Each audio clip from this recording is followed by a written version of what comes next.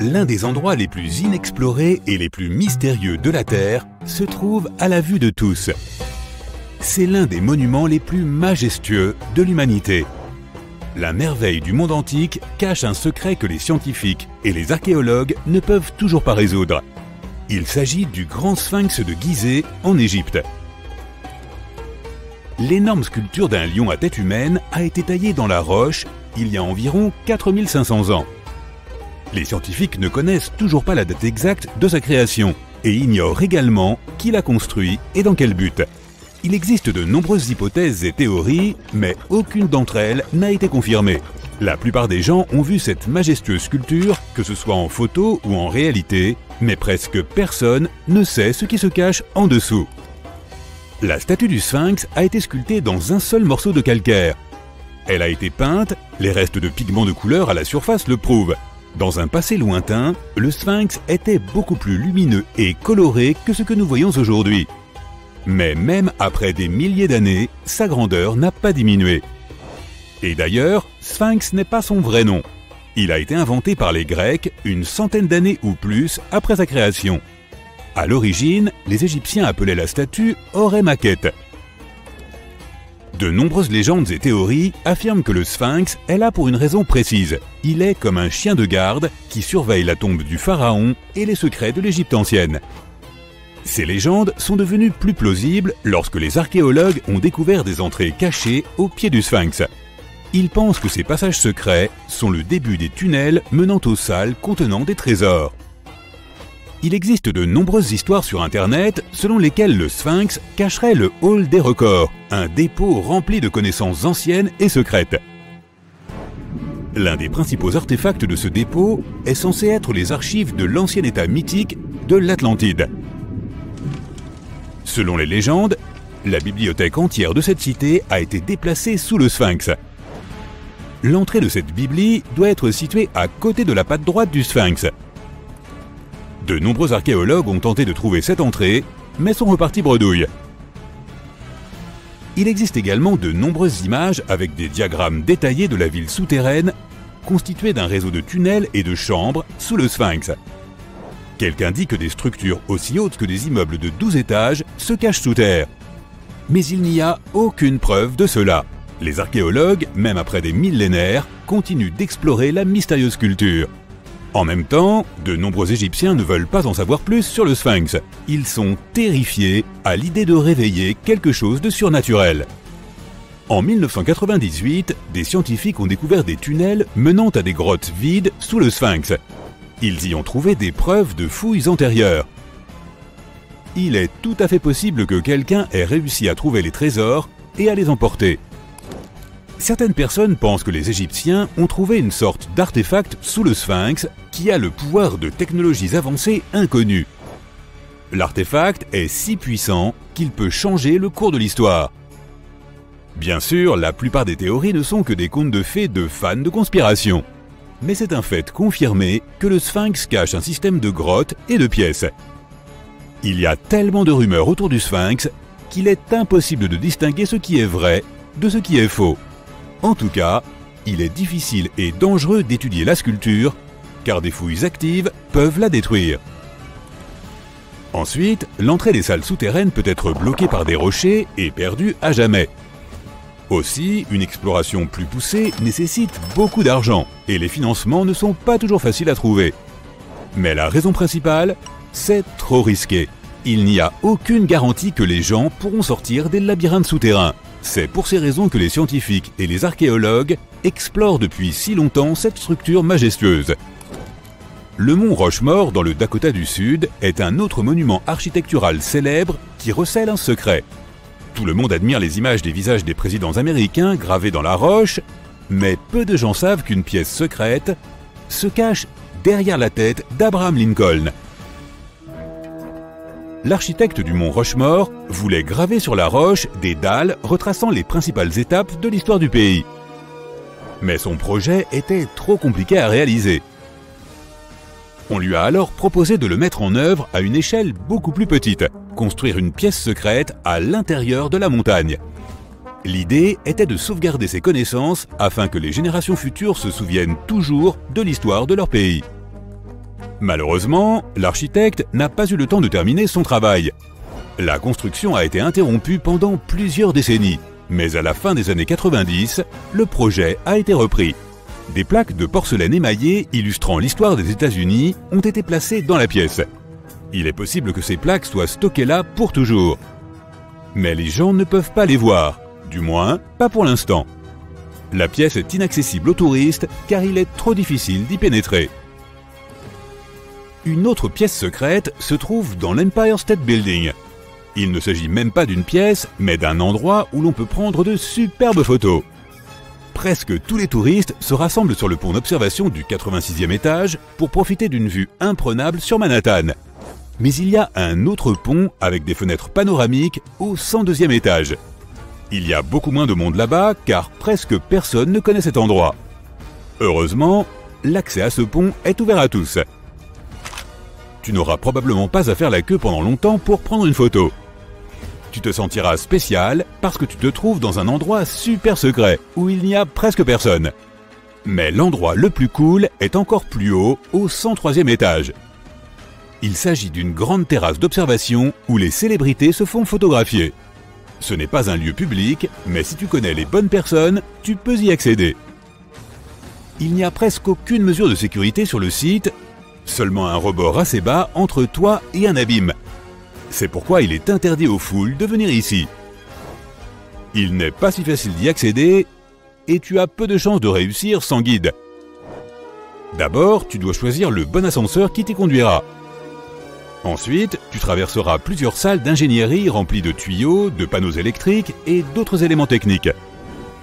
La dernière partie de ton chemin est une série d'escaliers à l'intérieur d'un minuscule couloir. Et voilà, tu es au sommet de New York. Maintenant, nous sommes à Paris. Tu vois la Tour Eiffel? À l'intérieur, il y a des restaurants et des ponts d'observation. Mais si tu cherches bien, tu peux trouver un appartement secret. Maintenant, c'est un musée, mais il a été construit pour que des gens puissent y vivre. L'architecte de la tour, Gustave Eiffel, a créé cet appartement en 1889 pour lui-même. Il se trouve presque tout en haut de la Tour Eiffel. Imagine la vue canon qu'il voyait chaque jour. Il était le premier et le seul locataire. Personne d'autre ne pouvait avoir accès à cet endroit. Lorsque l'architecte est décédé, l'appartement est resté vide pendant un long moment. Ce n'est que récemment qu'il a été restauré et transformé en musée. À l'intérieur, l'époque du siècle dernier est recréée. Ils ont même placé des figures de cire de Gustave Eiffel, de sa fille et de l'inventeur américain Thomas Edison dans la pièce.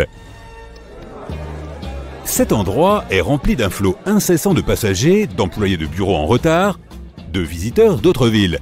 Bruit, sifflet de train. À la gare Grand Central de New York, parmi tous ces bruits, tu peux entendre le son d'une balle frappant une raquette, si tu es au bon endroit. Un véritable court de tennis est planqué dans la gare centrale de New York. Il appartient à un club de tennis qui organise des matchs d'entreprise pour les employés de nombreuses sociétés. Le club a été ouvert dans les années 60. Maintenant, nous allons à Londres, à Charing Cross Road. Ce n'est pas facile de trouver un endroit secret ici. Pour y parvenir, tu dois regarder tes pieds bien attentivement. Tu vois ces grilles d'égout dans l'asphalte? À l'intérieur d'elles, tu peux remarquer deux panneaux avec le nom de Little Compton Street. Oui, il y a une autre rue juste en dessous de toi. Elle a disparu de toutes les cartes à la fin du 19e siècle. Charing Cross Road a été construite par-dessus. Les panneaux d'identification que tu vois font partie d'anciens tunnels d'ingénierie. Il y a un autre endroit intéressant à Londres. Il est situé dans le coin sud-est de Trafalgar Square. À première vue, il ressemble à un gros lampadaire, mais il y a trop de touristes qui se promènent. On s'approche et on se rend compte qu'une personne peut facilement tenir à l'intérieur du lampadaire. Le lampadaire n'appartient pas à un électricien, mais à un officier de police. Oui, c'est le plus petit poste de police du monde. Il a été construit dans les années 1930 et est utilisé comme poste de surveillance. Les officiers devaient s'y asseoir un par un et surveiller Trafalgar Square, qui attirait toujours de nombreux pickpockets et toutes sortes d'autres criminels. L'ancienne cité de Taposiris Magna est nichée quelque part le long de la côte nord de l'Égypte. De nos jours, elle a conservé très peu de sa gloire d'antan. Mais ce qui se trouve en dessous pourrait bien détenir la clé d'un célèbre mystère. Celui de Cléopâtre, l'une des reines d'Égypte les plus mémorables de l'histoire. Le tunnel récemment découvert est également connu comme un prodige de géométrie pour son époque. Des fouilles ont mis à jour une structure de 13 mètres de long enfouie dans le sol et partiellement immergée. Sa forme et ses techniques de construction sont semblables à celles du tunnel d'Eupalinos. Une autre incroyable découverte de l'Antiquité. Ce dernier se trouve sur l'île de Samos, en Grèce, et a été réalisé en creusant simultanément à partir de 2 points, dans le but de les faire se rencontrer au milieu. L'utilisation des mathématiques et de la géométrie pour réaliser cet ouvrage était d'une précision stupéfiante pour l'époque, d'autant plus qu'il traverse une montagne de part en part. Les archéologues qui travaillent sur le site de Taposiris Magna depuis 2004 pensent que ce tunnel pourrait mener au tombeau perdu de Cléopâtre. Les indices qu'ils ont découverts jusqu'à présent semblent étayer cette théorie. Pour commencer, la ville et son temple ont été construits par l'un des ancêtres de Cléopâtre, Ptolémée II. Toute son architecture semble indiquer que la cité était dédiée à l'ancien dieu Osiris et à sa reine, Isis. Tout au long de son règne, Cléopâtre a cherché à s'associer à la déesse. Il ne serait donc guère surprenant qu'elle ait choisi cet endroit comme lieu de dernier repos. Les archéologues n'ont pas encore réussi à localiser le tombeau de Cléopâtre, mais les recherches se poursuivent avec l'aide de la technologie moderne. Pour mieux étudier cet emplacement, les chercheurs ont même eu recours à un dispositif spécial, appelé radar à pénétration du sol. Cet outil nous permet d'analyser ce qui se trouve sous la terre, sans avoir besoin de l'excaver. Comme ce tunnel est très ancien, les recherches doivent être menées avec la plus grande délicatesse. Voir des images de ce qui se trouve sous terre avant de commencer à creuser est incroyablement utile, et c'est ce que l'on fait ici depuis 2011. La découverte finale de la tombe de Cléopâtre pourrait nous aider à reconstituer son histoire. Surtout ce qui aurait pu se passer lors de la dernière partie de son règne, qui est encore entourée de mystères. Nous ne connaissons toujours pas la cause exacte de son décès. Certains pensent qu'elle aurait pu se laisser délibérément mordre par un cobra égyptien venimeux. D'autres ont suggéré qu'elle était tout à fait accoutumée au poison, en dissimulant même dans sa brosse à cheveux, au cas où le besoin s'en ferait sentir. Mais cela ne veut pas nécessairement dire qu'elle ait choisi de l'utiliser sur elle-même. Nous avons beaucoup d'autres informations intéressantes sur Cléopâtre, qui sont tout aussi dignes d'intérêt, comme le fait qu'elle ait eu sa propre styliste. La plupart des images que vous avez vues représentant la célèbre reine montrent que ses yeux étaient cernés de colle noire. Ce look aurait été créé par Airas, une servante connue pour avoir été sa cosméticienne attitrée. Elle traçait une longue ligne de ses yeux jusqu'à ses tempes, une technique de maquillage encore utilisée aujourd'hui pour mettre les yeux en valeur. Airas aurait été une figure importante tout au long de sa vie, officiant également comme sa confidente et sa plus proche amie.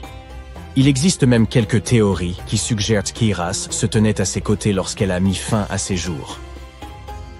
Malgré ses tenues recherchées, Cléopâtre n'était pas aussi belle qu'on le décrit. Ou du moins, c'est ce que pointent des recherches récentes. Certes, si l'on regarde les films et l'iconographie moderne, elle est représentée comme une femme d'une extrême beauté, aux traits symétriques et délicats. Toutefois, si l'on examine les pièces de monnaie représentant son profil de l'époque, son apparence laisse beaucoup à désirer. Son image sur les pièces de monnaie a peut-être également été exagérée, pour donner à la reine une apparence plus reconnaissable aux yeux de son peuple. Ainsi, il n'existe aucune source véritablement fiable pour confirmer son aspect. Mais sa description dans la plupart des textes de l'Antiquité évoque ses autres qualités, comme son éloquence et sa personnalité, plutôt que sa beauté. Cléopâtre est peut-être la reine égyptienne la plus célèbre à ce jour, mais elle n'était pas non plus le premier choix. Elle avait une sœur aînée, Bérénice, qui n'aura que très brièvement occupé le trône. Cette dernière ayant été renversée après 3 ans de règne, Cléopâtre s'est donc habituée à endosser le rôle et a commencé à se consacrer à sa propre éducation. Elle voyageait fréquemment à travers le pays pour se familiariser avec son peuple et avec leurs besoins. Elle n'avait que 18 ans lorsque les rênes du pouvoir lui ont été transmises, et elle a immédiatement gagné en popularité en raison de sa grande intelligence et de son instruction. Son goût pour la littérature était également renommé. On savait qu'elle était friande des œuvres d'Homère, le célèbre poète grec. Cléopâtre aimait d'ailleurs autant écrire qu'elle aimait lire. Il existe même des suppositions selon lesquelles elle aurait écrit un livre sur la médecine et les cosmétiques, mais nous n'avons aucune preuve à ce jour que ce travail ait jamais existé. Être une grande souveraine à cette époque signifiait qu'il était indispensable de parler plusieurs langues. Cléopâtre l'avait clairement compris. Et c'est pourquoi il se murmure qu'elle en connaissait de nombreuses, à des degrés divers. Certains archéologues ont suggéré qu'elle maîtrisait le grec, l'égyptien et l'éthiopien, ainsi que de nombreux dialectes arabes. Elle aurait également pu parler latin, mais il y a peu de preuves pour soutenir cette hypothèse. Elle n'avait peut-être pas des traits angéliques, mais Cléopâtre faisait vraiment attention à son apparence, à commencer par son alimentation. Elle aimait les repas simples, notamment une variété de poissons. Étant donné qu'elle vivait près de la mer Méditerranée, ce n'est vraiment pas une surprise. En guise de friandises, elle raffolait des pigeons farcis, qu'elle servait également à ses invités. D'autres plats au menu comprenaient des légumes et de la soupe de fèves. Les fruits et les noix n'étaient pas en reste dans son alimentation, et elle était également une grande amatrice de miel. Récemment, une équipe d'experts a même essayé de reproduire son célèbre parfum. Voyez cela comme l'équivalent antique du Chanel numéro 5. Cléopâtre était connue pour être une grande amatrice de parfums luxueux, dont elle croyait même qu'ils pouvaient influer sur la manière dont les gens la percevaient. La base de ce parfum est la myrrhe, une résine récoltée sur un arbre local. D'autres ingrédients ajoutés au mélange étaient également répandus à l'époque, comme la cardamome, l'huile d'olive et la cannelle. Le résultat peut ne pas être aussi fragrant que les parfums que nous connaissons et employons aujourd'hui. Sa consistance était beaucoup plus épaisse, mais le parfum durait beaucoup plus longtemps. Quand elle était à l'apogée de sa gloire, Cléopâtre aurait bien pu être la personne la plus riche au monde. À cette époque, elle régnait sur un territoire qui s'étendait à travers la Méditerranée, de la Libye actuelle à l'ouest, en passant par l'Égypte jusqu'à la Syrie tout à l'est. À l'époque, c'était le plus grand territoire jamais dirigé par une femme. En monnaie d'aujourd'hui, sa fortune aurait donc pu avoisiner les 95 milliards de dollars. Les calendriers que nous utilisons aujourd'hui ont peut-être été introduits par Cléopâtre elle-même. C'est elle qui aurait présenté l'idée des années bissextiles et des jours intercalaires à Jules César, le général romain avec lequel on sait qu'elle était très proche. Suivant ses conseils, César aurait fait de ces ajustements une partie intégrante du calendrier romain. Les anciens Égyptiens savaient déjà que l'année était plus longue que 365 jours exactement. Ils ont découvert cela en étudiant l'étoile la plus brillante dans le ciel, appelée Sirius, et en ont conclu qu'une année durait en réalité 365 jours et un quart. C'est Elizabeth Taylor qui a fameusement introduit Cléopâtre dans l'imagerie populaire, lorsqu'elle l'a interprétée dans le film du même nom en 1963. À ce moment, il s'agissait du film le plus coûteux jamais produit. Il n'était censé coûter qu'environ 2 millions de dollars, mais a fini par engloutir l'incroyable somme de 44 millions. C'était principalement dû à des problèmes de scénario et de production. Pour réaliser ce film emblématique, les producteurs ont dû créer 79 décors de toutes pièces, ainsi que plus de 26 000 costumes pour le reste du casting. Rien que les costumes de Cléopâtre d'Elizabeth Taylor ont coûté environ 2000 dollars. Heureusement pour les producteurs, le film a fait les gros titres et a été très bien accueilli par la critique, ce qui en fait un succès au box-office. Certains associent Cléopâtre à un autre célèbre souverain d'Égypte, le pharaon Toutankhamon. C'est une erreur. Car hormis le fait qu'ils aient en tous deux été des pharaons égyptiens, ils n'ont rien d'autre en commun. Pour commencer, Toutankhamon a vécu environ 1300 ans avant Cléopâtre. Et ils ne partageaient même pas la même ascendance. Cléopâtre avait des racines grecques macédoniennes, tandis que Toutankhamon était un Égyptien du pur souche. Les grandes pyramides. Elles figurent parmi les 7 merveilles du monde antique et sont les seules à exister encore aujourd'hui. Saviez-vous que les pyramides de Gizeh n'étaient pourtant pas uniques en leur genre et qu'elles ne furent même pas les premières?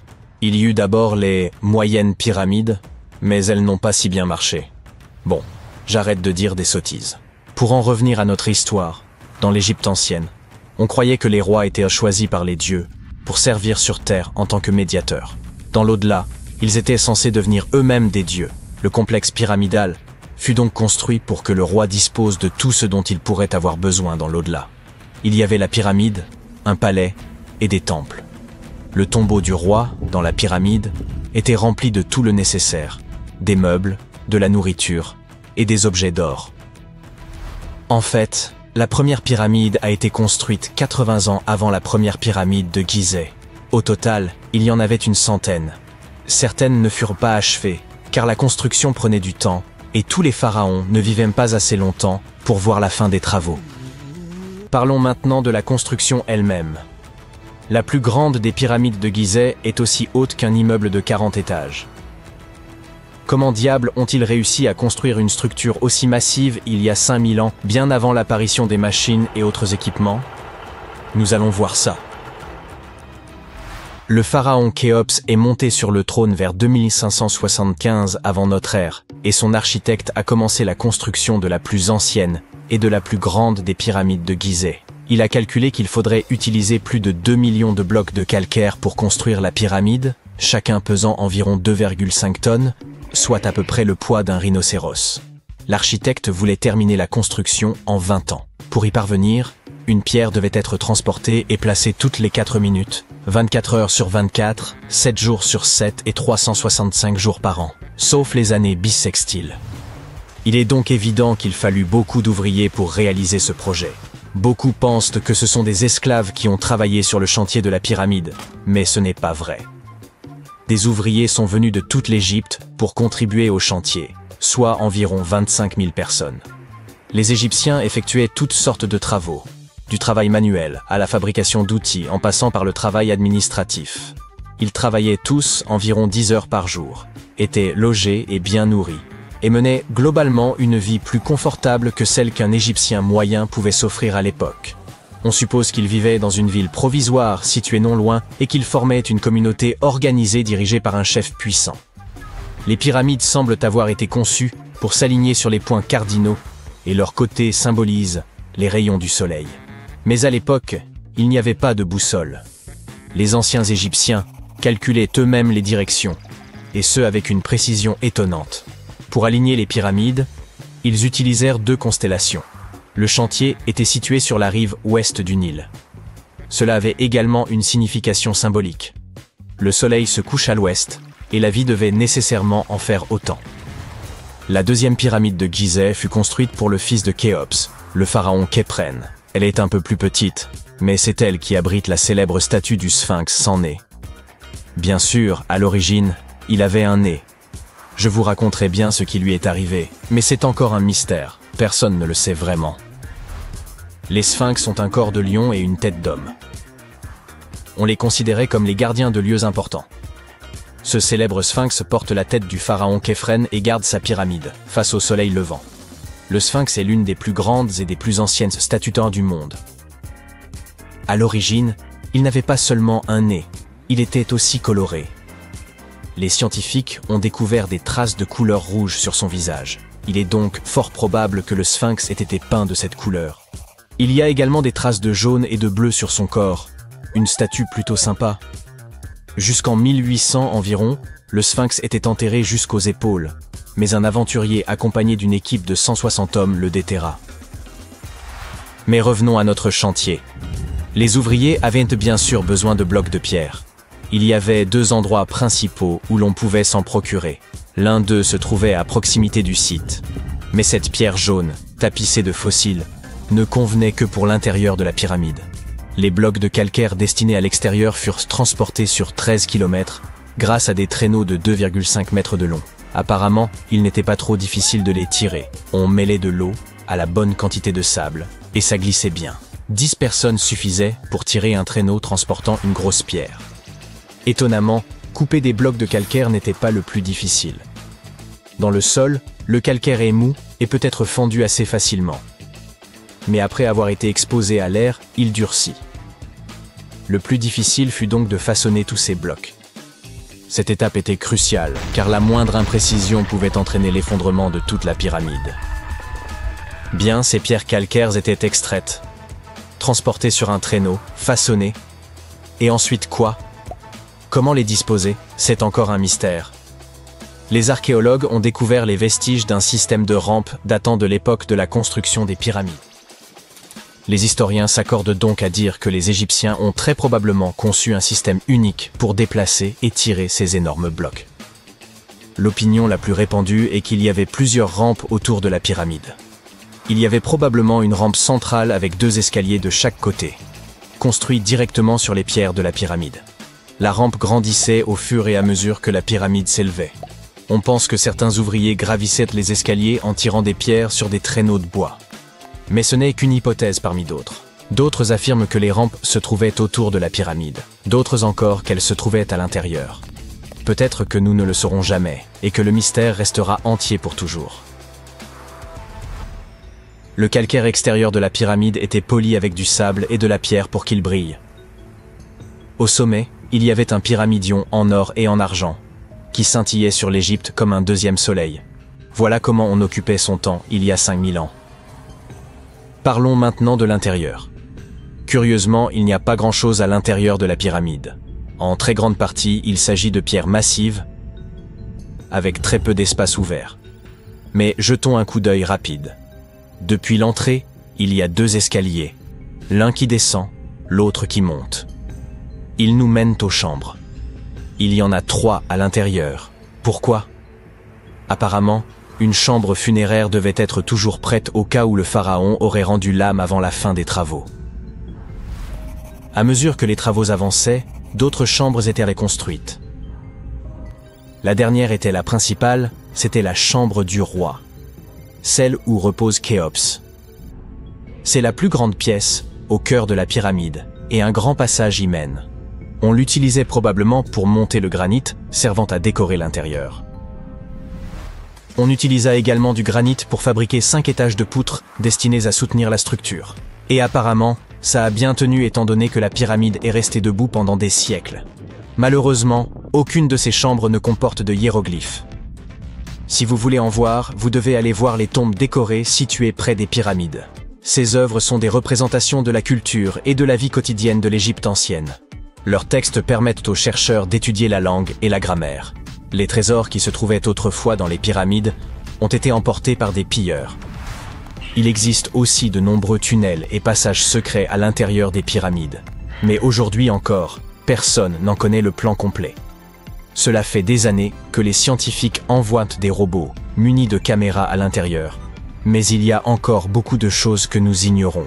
Aujourd'hui, ils se servent de rayons X pour scanner les pyramides de l'extérieur, sans entrer. Alors oui, les anciens Égyptiens ont bien créé un mystère que personne n'a réussi à percer en 5000 ans.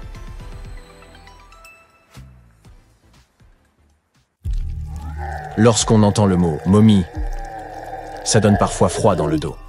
En effet, la plupart d'entre nous associent ce mot à ces personnages effrayants que nous avons vus dans des films d'horreur. En réalité, les momies nous ont permis de comprendre beaucoup de choses sur les civilisations anciennes, sur ceux qui les gouvernaient, et sur la façon dont les gens vivaient la perte de leurs proches.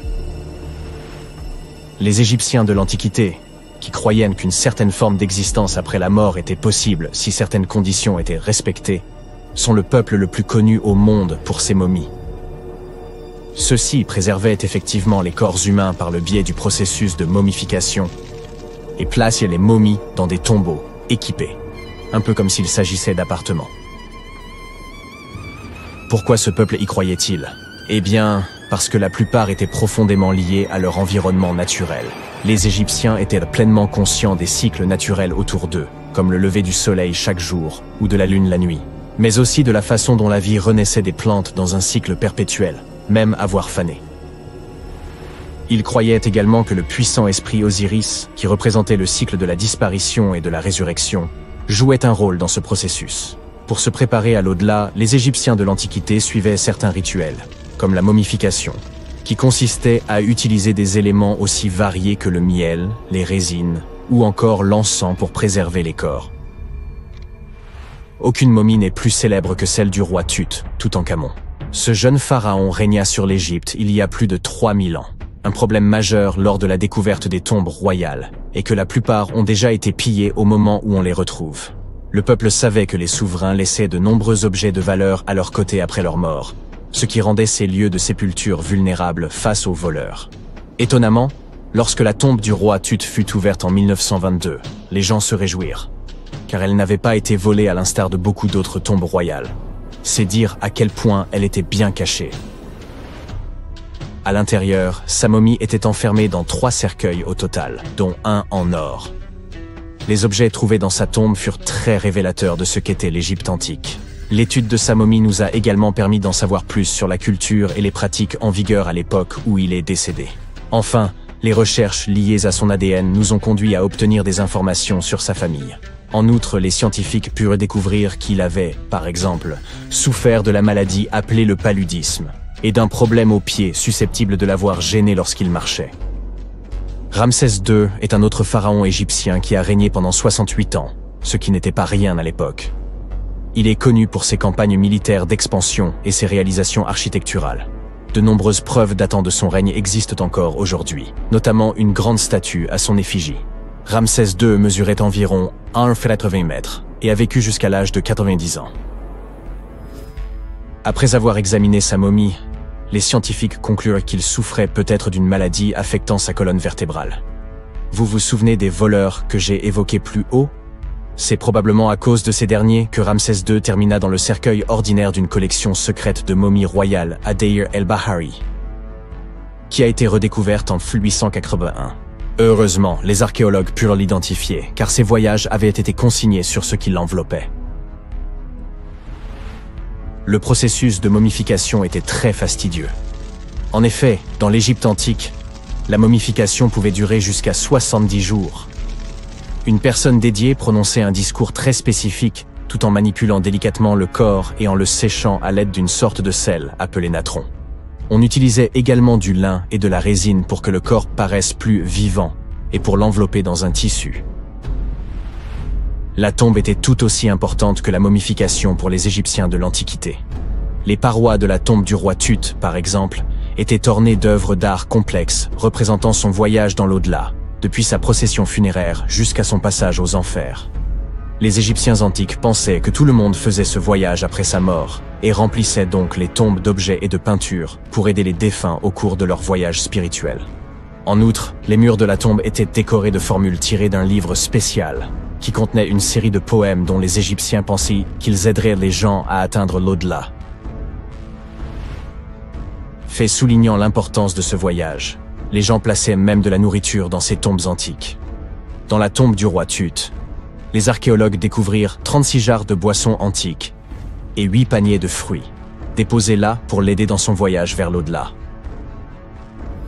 Les Égyptiens pensaient que le voyage vers l'au-delà prenait beaucoup de temps et laissaient donc des provisions conséquentes pour soutenir leurs proches. Les pharaons possédaient généralement de nombreux vêtements luxueux et de beaux bijoux dans leurs tombes afin de s'assurer que leur tenue serait à la hauteur de leur statut lors de leur voyage. On a retrouvé des vêtements en lin tels que des tuniques, des écharpes, des gants et des coiffes. De nombreux bijoux en or ornés de pierres précieuses, des bracelets aux boucles d'oreilles, en passant par des colliers et des bagues, mais aussi des représentations d'insectes censés les protéger.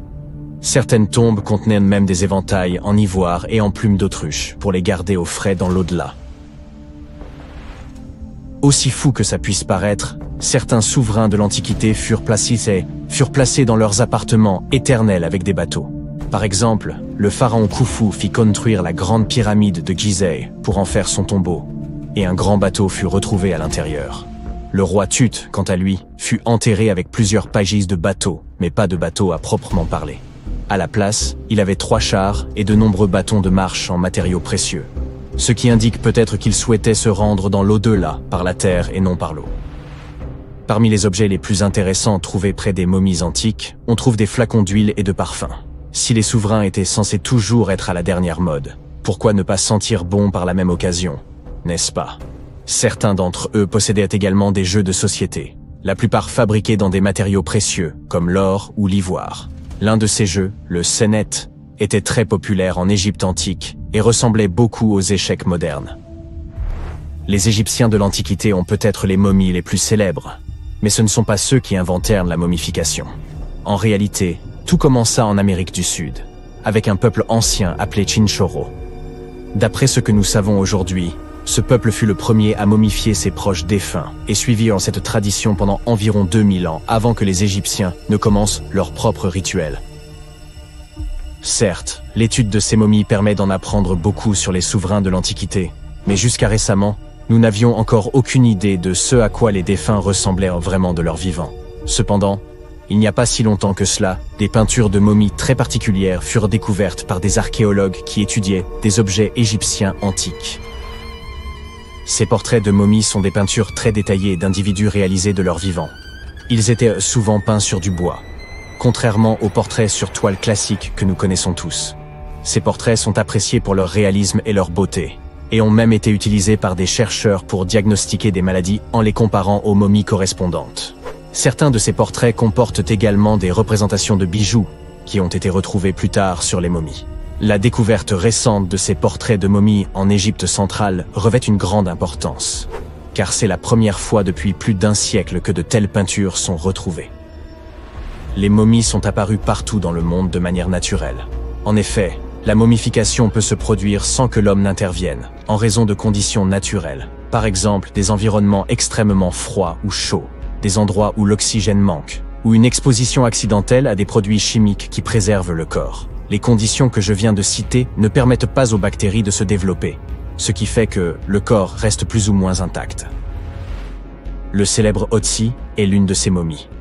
Nous savons aujourd'hui qu'il s'agissait d'un homme ayant vécu il y a environ 5000 ans en Europe, mais lors de sa découverte dans les Alpes en 1991, les autorités autrichiennes crurent d'abord qu'il s'agissait d'un alpiniste moderne en raison de la bonne conservation du corps.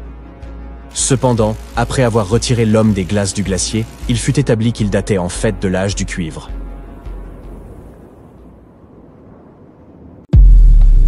Il existe une petite île qui baigne dans les eaux limpides de la mer Rouge entourée d'une riche faune sous-marine.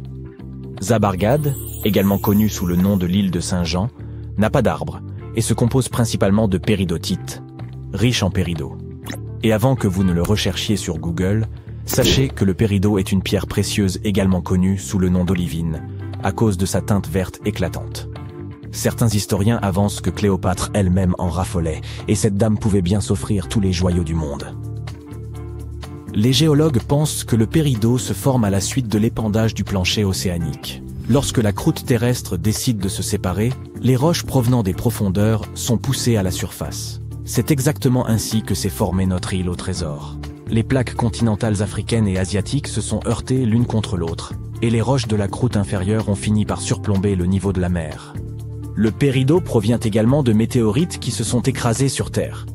Mais c'est extrêmement rare. Sa couleur varie d'un brun vert à un vert jaune en passant par le vert pur. Le vert jaune est la teinte la plus courante que vous verrez dans les bijoux. Cette couleur est rendue possible par une quantité de fer présente dans la pierre. Les gisements de cette pierre sont répartis dans le monde entier.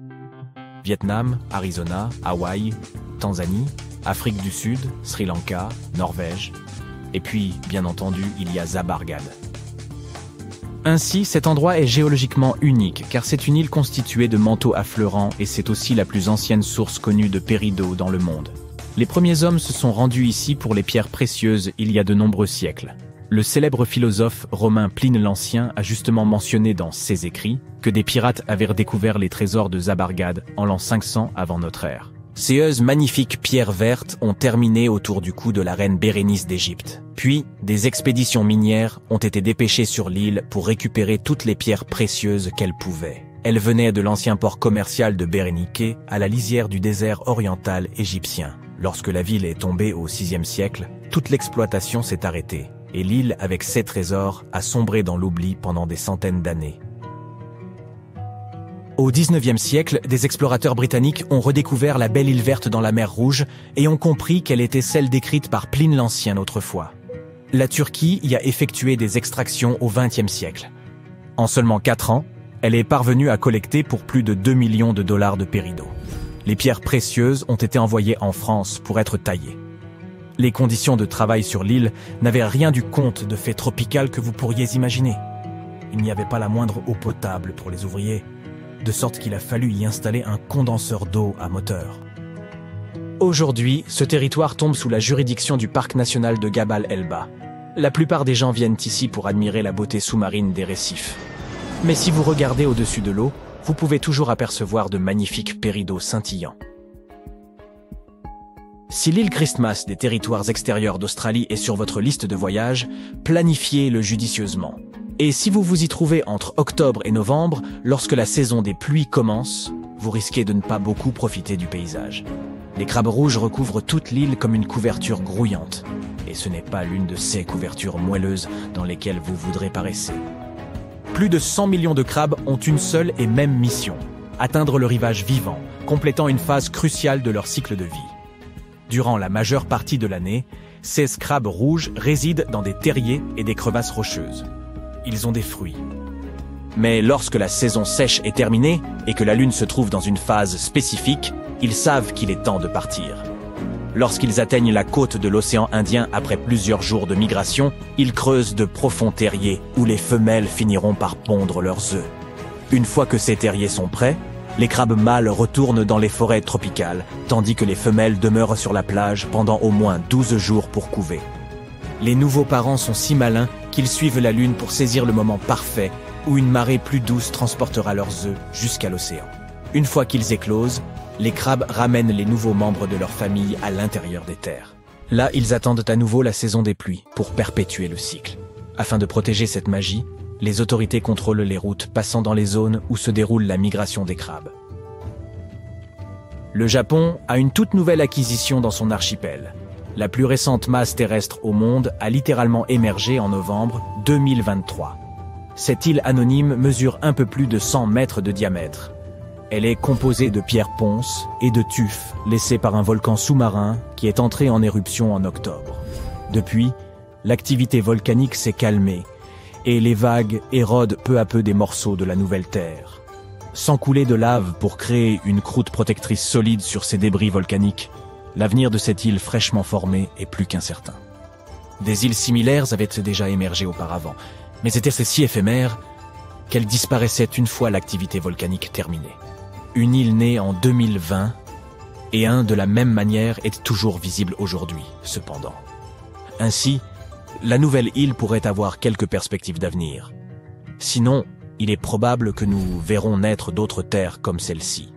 Le Japon n'est pas en reste en termes de volcans actifs, avec plus d'une centaine dans sa collection. Si vous vous liez d'amitié avec les Uros qui vivent dans la région du lac Titicaca et que vous leur demandez leur adresse, histoire de leur envoyer une carte postale, ils auront bien du mal à répondre. Leurs ancêtres d'il y a plus de 5 siècles ont développé une tactique brillante pour se protéger des Incas. Ils ont construit des îles à partir de racines de totora et de roseau, qui pouvaient être déplacées hors de danger au beau milieu de l'immense lac. La plante totora est très utile à la communauté locale car elle résiste à l'eau et est utilisée pour toutes sortes de choses, de la construction de bateaux au toit en passant par les matelas. Les îlots sont même comestibles, et les fleurs de la plante dont ils sont faits sont utilisées pour le thé. Il reste environ 120 îlots préservés, et plus d'1 millier de personnes peuvent y vivre. De 2 à 6 familles partagent une maison sur une île. Comme il n'est plus nécessaire de fuir les Incas, ils doivent maintenant s'assurer que leurs îlots restent en place. Tous les 15 à 20 jours, les roseaux formant les îlots se décomposent et doivent être remplacés. Pour éviter de dériver constamment, les habitants utilisent des tiges d'eucalyptus en guise d'ancre, arrimant solidement les îles. Malgré sa petite taille, cette communauté possède 2 langues parlées. Les résidents confectionnent leurs propres tissus et créent de magnifiques habits. Enfin, des panneaux solaires leur fournissent suffisamment d'énergie pour qu'ils aient de la lumière et même la télévision. L'île principale a une station de radio et les habitants ont embrassé le tourisme. Vous pouvez ainsi effectuer une réservation en ligne et éprouver vous-même cette vie flottante. Certaines îles surgissent de nulle part et d'autres disparaissent sans laisser de traces. L'une des plus célèbres îles, dite fantôme, est l'île de Hy-Brasil, au large des côtes de l'Irlande. Avant que vous ne demandiez, non, elle n'a rien à voir avec le Brésil. Aichi est une variante de I, qui signifie île. Et Brasil vient de la racine bre, qui signifie puissant, grand, beau, en vieil irlandais. Et elle a donné son nom à un haut roi celte. Cette petite île entourée de brouillard a été cartographiée pour la première fois en 1325. Mais les tentatives ultérieures, visant à établir sa position exacte, n'ont jamais abouti. Ainsi, la légende raconte que l'île n'apparaît qu'une fois tous les 7 ans. Et même ceux qui prétendent l'avoir vue disent qu'ils l'ont simplement navigué au travers sans rencontrer la moindre parcelle de terre. Le capitaine John Nisbet a raconté comment il a non seulement aperçu Hy-Brasil, mais s'est également retrouvé coincé dessus avec son équipage. Selon ses dires, l'île possédait un château et était essentiellement inhabitée. Il y aurait même fait la rencontre d'un vieillard à l'air grave qui lui aurait conté l'ancienne histoire de l'île autour d'un festin somptueux. À la fin du XVe siècle, une série d'expéditions sont parties de Bristol en quête de l'île légendaire. Toutes les tentatives ont échoué et Hy-Brasil a disparu des cartes en 1865. On ne saura peut-être jamais si elle a un jour existé, mais avouez que ça fait une belle histoire. Si quelqu'un invente enfin le voyage dans le temps et que vous vous rendez dans le passé, vous ne reconnaîtrez pas la plupart des choses que vous connaissez et aimez aujourd'hui. La Statue de la Liberté et les pyramides d'Égypte, certains gadgets de base comme la télécommande et votre ordinateur portable, et même le maïs que vous mangez au déjeuner ont tous changé au point d'être méconnaissables. Lorsque les pyramides ont été construites en Égypte ancienne, à Gizeh et dans d'autres lieux, elles n'avaient pas du tout cet aspect brun sablonneux. Elles étaient recouvertes de calcaire blanc. Quand on les regardait sous le soleil brûlant d'Afrique, on était obligé de détourner le regard tant elles étaient lisses et brillantes. Les bâtisseurs utilisèrent environ 6 millions de tonnes de calcaire pour la seule grande pyramide de Gizeh. C'est la plus grande de celles qui sont encore debout. Les souverains locaux étaient plutôt économes et ils réutilisèrent certaines des pierres de revêtement pour d'autres projets de construction. Un tremblement de terre massif survenu au XIVe siècle détacha également une partie des pierres. Vous ne verrez donc pas beaucoup de calcaire, mais il y en a encore au sommet de la pyramide de Khéphren à Gizeh. On dirait une deuxième pointe au-dessus de la première. Dans l'Antiquité, toutes les pyramides étaient coiffées de pyramidions recouverts d'un mélange d'or et d'argent. La plupart ont été perdus au fil des siècles, mais vous pouvez encore en voir quelques-uns dans les musées. Ils représentent des divinités égyptiennes. Les pyramides ont probablement été conçues d'après une pierre pointue sacrée, le benben. Elle représentait les rayons du soleil. Soulever de lourdes pierres n'était pas si simple sans la technologie dont nous disposons aujourd'hui. Je suppose que vous serez d'accord avec moi si vous avez déjà aidé vos amis à déménager au moins une fois et qu'ils vous ont fait porter le canapé. Mais les Égyptiens avaient pensé à tout et ont justement choisi la forme pyramidale car elle permet de répartir le poids uniformément sur l'ensemble de l'objet. La Statue de la Liberté a également subi une transformation majeure depuis son inauguration en 1886. Croyez-le ou non, elle était autrefois d'un brun brillant, comme un centime. 20 ans plus tard, elle est devenue verte. Ce n'était pas un effet de mode, mais une réaction chimique. La statue est recouverte de centaines de fines feuilles de cuivre. Lorsque le cuivre entre en contact avec l'air, il forme une couche protectrice appelée verre de gris. C'est pourquoi les statues et autres objets en cuivre, en laiton et en bronze peuvent durer si longtemps. Lorsque Lady Liberty est devenue verte, les autorités ont décidé que ce serait une bonne idée de la repeindre. C'était bien avant l'avènement des réseaux sociaux, et il n'était donc pas possible de laisser un commentaire furieux sous le post présentant cette idée. Mais les journaux locaux en ont parlé et le public n'a pas été d'accord. Le Times a ensuite interviewé un fabricant de cuivre et de bronze, qui a confirmé qu'il ne fallait pas la repeindre, car enlever cette couche protectrice reviendrait à détruire la statue. Au fil des ans, des gens ont suggéré à plusieurs reprises de repeindre Lady Liberty, mais personne ne l'a jamais fait. Je ne sais pas ce qu'il en est pour vous, mais je n'arrive pas à imaginer cette dame dans une autre couleur, alors je suppose que c'est mieux ainsi. Vous aimez les bananes autant que moi? La prochaine fois que vous en dégusterez une bien juteuse, n'oubliez pas que vous devez cette texture à la culture sélective. À l'origine, les bananes sauvages contenaient beaucoup de grosses graines dures et peu de cette pulpe délicieuse. Et la pastèque sucrée, vous aimez ça? Son histoire remonte à plus de 5000 ans. Autrefois, la chair de la pastèque était amère, d'un blanc jaunâtre, et il était très difficile de l'ouvrir. La culture sélective a encore sauvé la mise, et les pastèques sont devenues beaucoup plus sucrées. Les scientifiques japonais sont allés plus loin encore, et en ont inventé une version sans pépins. La grand-mère du maïs est une graminée mexicaine appelée théocinthe. Les grains de cette graminée étaient petits, et même plutôt rares. Il y a plusieurs milliers d'années, les agriculteurs ne conservaient donc que les graines des plantes les plus grandes, les plus savoureuses, ou dont les grains étaient plus faciles à moudre. Et nous les remercions de nous avoir donné ce délicieux maïs que nous consommons aujourd'hui. Et imaginez ça, les avocats sauvages étaient si petits qu'ils tenaient facilement dans une main. Leur noyau était si gros qu'il n'y avait pas grand-chose à manger. Et leur coque était également beaucoup plus dure que celle des avocats modernes auxquels nous sommes habitués. Vous ne pourriez probablement pas accomplir beaucoup de travail aujourd'hui sans votre précieux ordinateur, mais je ne peux pas vous dire exactement à qui vous devriez dire merci pour cette invention. L'ABC de 1942 est l'un des prétendants au titre de premier ordinateur. C'est l'acronyme d'Atanasoff Berry Computer, nommé d'après ses inventeurs de l'Université d'État de l'Iowa. L'ABC pesait plus de 320 kg. Oui, le vôtre est certainement beaucoup plus léger. Cette machine était composée d'environ 300 tubes à vide et possédait un tambour rotatif, un peu plus grand qu'un pot de peinture, sur lequel se trouvaient de petits condensateurs. Un condensateur est un gadget capable de stocker une charge électrique, comme une batterie. L'ABC pouvait résoudre des problèmes comportant jusqu'à 29 variables différentes, ce qui permettait aux scientifiques de gagner du temps. Comme les ordinateurs modernes, il utilisait un système binaire, des 1 et des 0, pour représenter tous les nombres et toutes les données. Grâce à ça, il est devenu possible d'effectuer des calculs électroniquement. Et maintenant, écoutez un peu ça.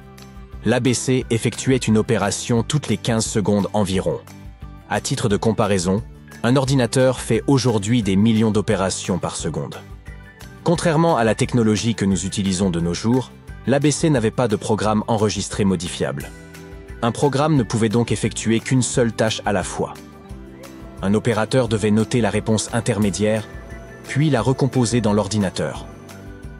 Voilà pourquoi je suis heureux de vivre au XXIe siècle. La télécommande que vous utilisez pour toutes sortes d'appareils ne date pas d'hier non plus.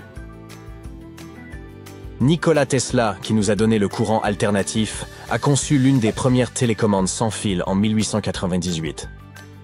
Il a baptisé son invention le téléautomaton et l'a présenté à l'aide d'un bateau miniature contrôlé par ondes radio. Le bateau était équipé d'une petite antenne métallique.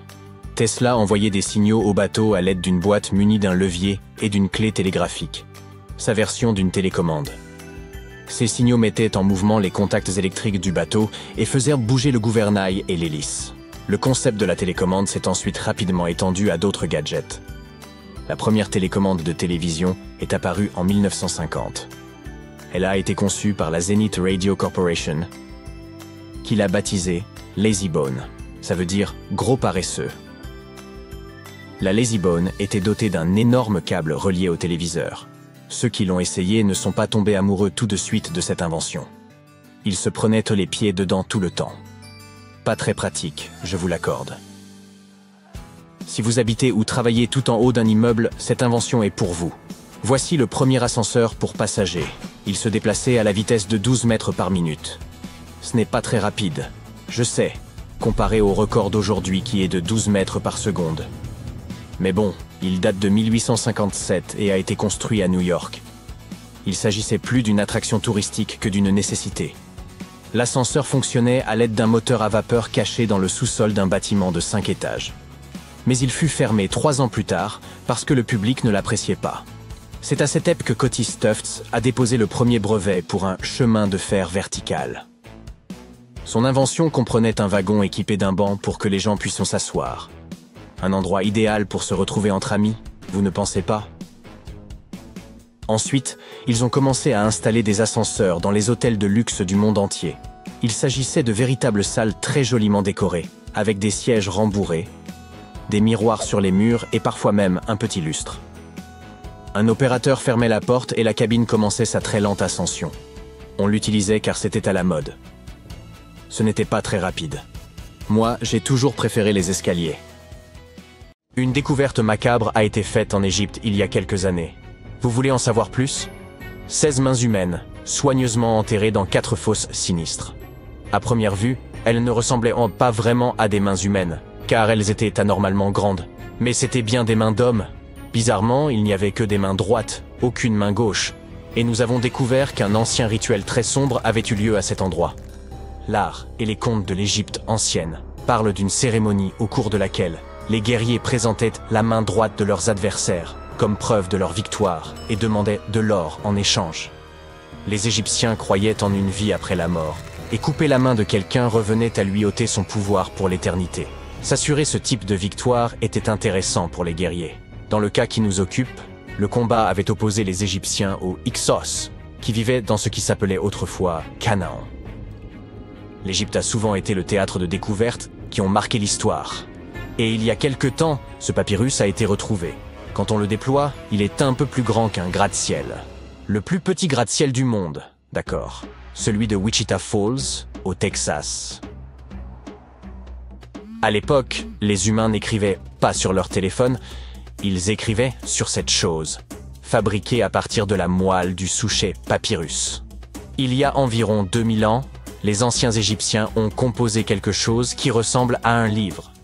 Ils y ont décrit la plupart de leurs traditions funéraires et leur vision de l'au-delà. Ce manuscrit est considéré comme l'un des textes les plus importants de l'Égypte ancienne et il est encore vendu en librairie à ce jour. Il a été exhumé d'une chambre située juste au sud de la pyramide de Djeser, à Saqqara. Eh oui, Djeser est la pyramide la plus ancienne d'Égypte. Ce ne sont pas celles de Gizeh, comme le pensent la plupart des gens.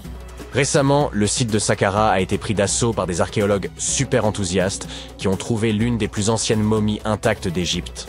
Ils pensent que cette momie bien conservée est la dépouille d'un homme fortuné.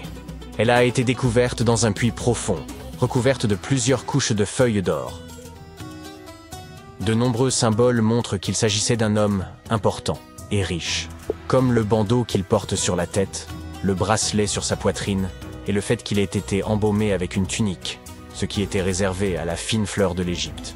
Mais le plus cool dans cette découverte, c'est que le lieu de repos était toujours scellé au mortier, soit dans l'état dans lequel les Égyptiens l'avaient laissé il y a 4300 ans. Cela peut paraître étrange, mais en 2008, des archéologues ont découvert une pyramide manquante. Elle a disparu parce qu'elle s'est tout simplement détériorée en l'espace de 4000 ans. Aujourd'hui, on ne voit plus que sa base. C'était un site très important dans l'Antiquité. On dit qu'autour de la pyramide, les anciens organisaient une cérémonie très particulière, au cours de laquelle les grands prêtres portaient les restes momifiés de taureaux sacrés. Voici un fait amusant. Les anciens Égyptiens croyaient que les taureaux étaient des incarnations terrestres de la divinité de la ville de Memphis et qu'ils étaient liés au rite de fertilité. Mais il ne s'agissait pas de n'importe quel taureau. Ils devaient être entièrement noirs, avec une seule marque blanche entre les cornes et tout un tas de caractéristiques très spécifiques. Ils étaient sélectionnés par les prêtres locaux et honorés jusqu'à leur mort. Ensuite, ils étaient momifiés et enterrés dans des galeries souterraines. Cette pyramide manquante a disparu vers le XVIIIe siècle. C'est un archéologue allemand qui l'a découverte pour la première fois dans le village de Saqqara. Il l'a nommée la pyramide décapitée lorsqu'il l'a vue pour la première fois. Mais des années après sa découverte officielle, le sable du désert est venu la recouvrir. On a procédé à quelques fouilles, entre le 19e et le 20e siècle, mais pas de manière systématique. C'est pourquoi les scientifiques ont été très contents le jour où ils ont déterré la base entière de la pyramide après avoir retiré le monticule de sable de 8 mètres qui la recouvrait. Et saviez-vous que des archéologues américains fouillaient un cimetière égyptien qui pourrait contenir plus d'1 million de corps momifiés? Jusqu'à présent, les archéologues ont déterré environ 1700 momies.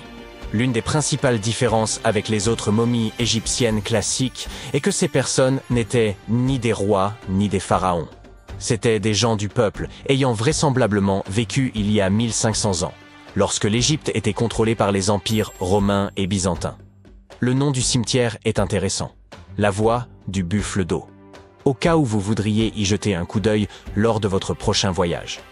Outre les taureaux et les buffles, les Égyptiens de l'Antiquité aimaient aussi les babouins. Y a-t-il une logique dans tout ça? Au début du XXe siècle, des archéologues ont découvert un site rempli de babouins momifiés dans un endroit appelé la vallée des singes. Un animal n'aurait pas été momifié s'il n'était pas considéré comme important. Certains animaux étaient plus importants que d'autres, car ils étaient liés à des divinités spécifiques. Les chacals étaient liés à Anubis, l'ancien dieu de l'au-delà. Quant aux chats, ils étaient assimilés à la divinité féminine Bastet. Les babouins étaient très importants, car on pensait qu'ils étaient liés à Thoth, la divinité de la sagesse et conseiller de Ra, l'une des divinités suprêmes de l'Égypte. Les archéologues ont découvert que ces babouins n'étaient pas très heureux. Ils pensent qu'on les gardait à l'intérieur et qu'ils furent privés de la lumière du soleil pendant la majeure partie de leur vie. Ils souffraient d'une grave carence en vitamine D et étaient mal nourris. Peut-être que Thoth s'est mis en colère contre les gardiens de ses babouins? Simple supposition. Les archéologues ne s'ennuient jamais en Égypte. Ils ont également trouvé des momies humaines avec des langues en or. Les Égyptiens étaient très attachés à la vie après la mort, et ils pensaient qu'avoir une langue en or pouvait aider une personne à parler une fois passée de l'autre côté. Un peu difficile sans doute, mais pourquoi pas. Certaines de ces momies furent placées dans des cercueils en bois avec des objets tels que des colliers, des poteries, des objets en or en forme de fleurs de lotus et de scarabées, et des iPhones. Je plaisante. Un nouveau temple a également été exhumé récemment en Égypte. Les scientifiques pensent qu'il était consacré à Zeus Cassios. Cette divinité serait un croisement entre Zeus, la toute-puissante divinité grecque, et le mont El-Kas. En fouillant la péninsule du Sinaï, en Égypte, les archéologues sont tombés sur 2 colonnes de granit rose qui sortaient du sol. Et bingo! Ils pensent que ces colonnes représentaient la porte d'entrée du temple et qu'elles se sont effondrées lors d'un tremblement de terre il y a de nombreuses années. Et puisqu'on parle de divinité, certaines sont moins sérieuses que d'autres. Récemment, des scientifiques ont déterré un anneau d'or dans une ville située au sud du Caire. Non, Frodon, il n'est pas magique. Il s'agit d'un anneau en or, tout ce qu'il y a de plus normal, sauf qu'il est orné de la figure de la divinité de l'amusement, qu'on appelle Bès. Cette divinité est souvent décrite dans les textes sacrés comme un joyeux nain joufflu. Aujourd'hui, nombreux sont les tatouages dépourvus de signification et réalisés à des fins purement esthétiques. Dans l'Égypte ancienne, cependant, les femmes se faisaient tatouer afin d'être protégées au moment d'accoucher. C'est du moins ce que pensent les scientifiques. Dans la région du Nil, des chercheurs ont trouvé des momies dont les tatouages étaient bien conservés, ce qui est tout rare, car la peau se détériore très facilement. 2 de ces femmes s'étaient fait tatouer le bas du dos et les dessins étaient simples. Il y avait surtout des images, dont celle du nain joufflu dont nous venons de parler, Bès. Protéger les femmes lors de leur accouchement était donc apparemment son hobby. Me croiriez-vous si je vous disais que les anciens Égyptiens ont inventé les robots? Non. En effet, ce n'est pas tout à fait vrai. Bien sûr, c'étaient des astronomes, des mathématiciens et des ingénieurs. Mais ils sont également les auteurs d'une invention farfelue, une divinité automatisée que les scientifiques appellent Hathor. Cette statue en bois se trouvait depuis des années au Metropolitan Museum of Art, jusqu'à ce que quelqu'un remarque qu'elle avait un secret. À l'aide d'un scanner à rayon X, les spécialistes ont découvert un système mécanique à l'intérieur de la statue. L'axe en forme de poulie va de l'épaule de la statue à sa jambe gauche. Lorsque le système tourne, la statue lève et abaisse sa main, comme pour dire bonjour. Il fait nuit, et tu t'apprêtes à pénétrer dans la dernière demeure du pharaon Toutankhamon. Tu n'as pas de torche, mais tu t'es au moins muni d'une lampe de poche. Tu descends plusieurs étages, et tu remarques que les murs sont gravés de hiéroglyphes et de ce qui ressemble à un sort. Le sort dit « Ceux qui emporteront quoi que ce soit de cet endroit seront maudits ». Même si tu n'y crois pas vraiment, ça te fait un peu peur. Tu trouves une énorme porte en pierre. Est-ce un piège? Tu réussis à l'ouvrir, mais non, derrière, la salle est vide. Tu consultes ta carte. Il semble que tu suives la bonne direction. Au bout de plusieurs heures, tu comprends que tu es pris au piège dans un labyrinthe. Tu essayes de revenir sur tes pas, mais tu ne trouves plus la porte par où tu es entré. Ça y est, te dis-tu, tu es tombé dans le piège du pharaon. Et tu n'as rien apporté à manger. Nous avons tous vu des films hollywoodiens dans lesquels le personnage principal explore des ruines et se trouve confronté à des pièges très dangereux, n'est-ce pas? On nous a répété que la royauté égyptienne protégeait ses dernières demeures à l'aide de scorpions et de serpents venimeux, de portes coulissantes qui vous emprisonnent à vie et d'immenses rochers qui écrasent tous ceux qui se trouvent sur leur chemin. Mais ces pièges étaient-ils vraiment réels? Je regrette d'avoir à te l'annoncer, mais il ne s'agit que de fiction. Ces pièges sont trop complexes techniquement pour que des civilisations anciennes aient pu les concevoir. Mais ça ne veut pas dire qu'il n'y avait pas de pièges du tout. Les civilisations anciennes, comme celles des Égyptiens et des Mayas, construisaient des monuments qu'elles dédiaient à leurs grands morts. Ces structures témoignaient souvent de la position qu'occupait la personne dans la société. Ainsi, pour les personnes vraiment importantes, les VIP de leur époque, on bâtissait d'immenses monuments qui abriteraient leurs dépouilles longtemps après leur disparition. Certaines de ces civilisations croyaient que la vie se poursuivait de l'autre côté du voile. C'est pourquoi on enterrait les gens avec leurs possessions. S'ils étaient riches et puissants, les sépultures étaient remplies d'or et de richesses. Imagine maintenant que tu vives en Égypte ancienne. Tu sais exactement où se trouvent tous les tombeaux des pharaons et tu as entendu des rumeurs sur les grandes richesses conservées dans ces lieux. Peut-être serais-tu tenté d'aller y jeter un coup d'œil? Il s'agit de grandes salles remplies du sol au plafond d'objets d'or, de bijoux et même d'argent. C'est vrai, c'est tentant. Et comme il n'y avait pas de gardien pour protéger l'entrée de ces lieux, les Égyptiens devaient faire preuve d'imagination pour préserver ces trésors. Les pièges étaient une solution très pratique. On construisait par exemple des salles vides à l'intérieur des monuments afin de confondre les voleurs. Examinons la dernière demeure d'Amenhotep III. Elle fut construite dans la ville de Luxor, dans un wadi secondaire de la vallée des rois. 2 ingénieurs français ont découvert le monument entre 1905 et 1914. Cette structure est immense et comporte plus de 10 salles reliées entre elles par de longs couloirs et de raides escaliers. La salle du roi est la mieux dissimulée et avant de la trouver, un étranger sera perdu plusieurs fois dans ce sombre dédale. D'autres pharaons ont tenté de protéger leurs richesses en faisant construire des monuments dont les faux planchers dissimulaient des trous d'une profondeur pouvant aller jusqu'à 6 mètres. Les visiteurs indésirables étaient ainsi découragés dans leurs recherches en voyant s'ouvrir le sol en chemin vers la chambre du roi. Outre les faux planchers, ils excellaient à construire de véritables labyrinthes de couloirs et de fausses murailles. Et les voleurs pouvaient mettre des heures avant de trouver la riche sépulture. Quant aux serpents venimeux, il est probable qu'ils soient venus d'eux-mêmes s'installer dans les fosses de ces monuments. Et sans doute ne restaient-ils pas très longtemps. Comment ces reptiles auraient-ils pu survivre des années durant sans nourriture dans cet obscur intérieur? Oui, il s'agit donc bien encore d'une légende inventée par Hollywood. Si ces pièges te paraissaient ennuyeux, les archéologues ont trouvé un moyen de dissuasion intéressant dans la dernière demeure de la Reine Rouge de Palenque au Mexique. Palenque était l'une des puissantes cités mayas du Mexique précolombien. On pense que la Reine Rouge était la grand-mère du dernier roi maya. Sans aucun doute, une personne d'une grande importance pour l'Empire. En son honneur, un immense monument fut construit pour conserver son corps après sa mort. La découverte de la tombe elle-même a été un véritable événement. Les archéologues ont trouvé un ancien monument en creusant sur le site en 1994. Ils ont d'abord vu une salle avec une porte cachée. Une fois la porte ouverte, ils ont découvert un long couloir. Enfin, au bout de ce couloir, se trouvait la chambre de la reine. Les archéologues étaient impatients de mettre au jour cette salle contenant la momie de la reine. Elle était entourée de perles, de coquillages de jade et de pierres précieuses. Mais en explorant les vestiges, l'équipe a remarqué quelque chose d'assez étrange. La pièce était couverte de poudre rouge. Les chercheurs connaissaient l'importance de cette couleur pour le peuple maya et savaient qu'ils s'en servaient pour décorer leurs vêtements et leurs bâtiments.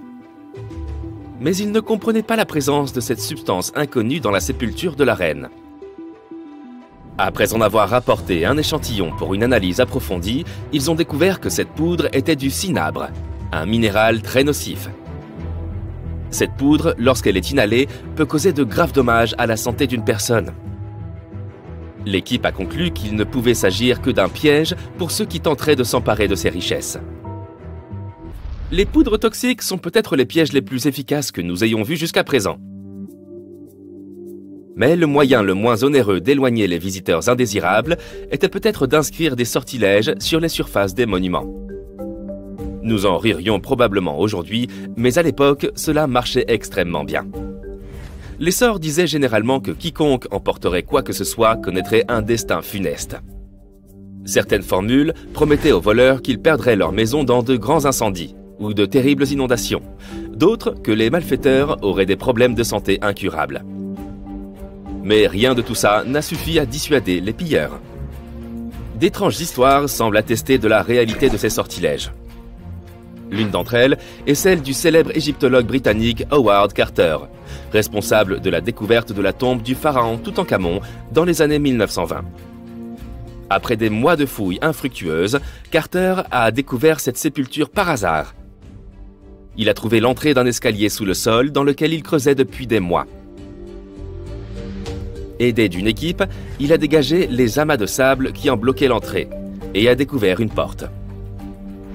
Plusieurs symboles étaient gravés sur celle-ci. Et Carter savait que cela ne pouvait que signifier qu'une personne très importante avait été enterrée à cet endroit. Et il avait raison. À l'aide de son burin, il fit un trou dans le coin supérieur gauche de la porte en s'éclairant à la flamme d'une bougie. Il n'en croyait pas ses yeux. Devant lui, de nombreux objets d'or ainsi que des joyaux brillaient de tout leur feu.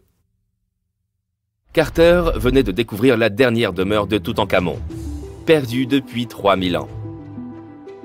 Mais l'histoire ne s'arrête pas là. Cette découverte s'accompagna d'une série d'événements malheureux qui portent à croire qu'un sort avait été jeté.